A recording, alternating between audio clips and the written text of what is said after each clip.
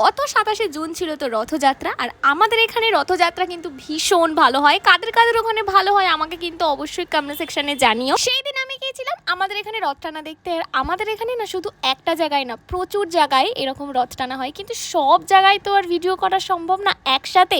So ওই জন্য আমি একটা জায়গায় গিয়ে তোমাদের সাথে সেটা শেয়ার করলাম। জাস্ট ভিড়টা দেখো, এইরকমই ভিড়টা কিন্তু হয়। হ্যাঁ, রথ টানা কিন্তু শুরু হয়ে গেছে।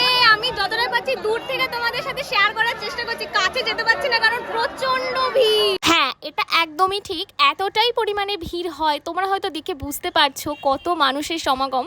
সত্যি তাই একদম সামনে গিয়ে না আমি ভিডিও করার সাহস পাই না। আরেকটাও কথা, যারা রথের সঙ্গে থাকেন তারা কিন্তু কনস্ট্যান্টলি মাইকে অ্যানাউন্সমেন্ট করেই যান যে রথের চাকার সামনে কেউ আসবেন না। হ্যাঁ, একদমই তাই, না হলে যে কোনো অঘটন ঘটে যেতে পারে, সেই কারণে আর সামনে গিয়ে ভিডিও করার সাহস হয় না। রথ কিন্তু আমাদের বহুত কাছে চলে এসেছে, একদম কিন্তু সামনে চলে এসেছে। এই যে আমরা দাঁড়িয়ে আছি একদম কিন্তু সামনে।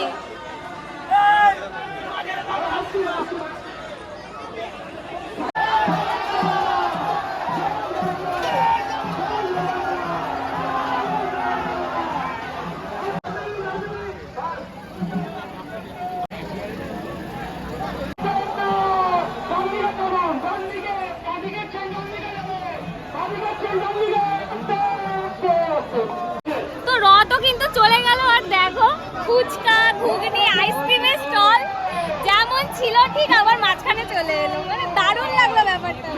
রথ কিন্তু চলে গেল। যতটা পারলাম তোমাদের সাথে আমি শেয়ার করার চেষ্টা করলাম। বললামই তো কারণটা, যে এই কারণে আমি অত ক্লোজলি, অত সামনে থেকে ঠিক ভিডিওটা ঠিক করতে পারিনি। ওই জন্য দূর থেকে আমি যতটা পেরেছি তোমাদের সাথে শেয়ার করার চেষ্টা করেছি। আর কাদের কাদের ওখানে রথ টানা ভালো হয় আমাকে কিন্তু অবশ্যই কমেন্ট সেকশনে জানিও। আর উল্টো রথে মানে পুনর্যাত্রাতে আমি যদি পারি তোমাদের সাথে আবারও ভিডিও শেয়ার করার চেষ্টা করব। তো জয় জগন্নাথ।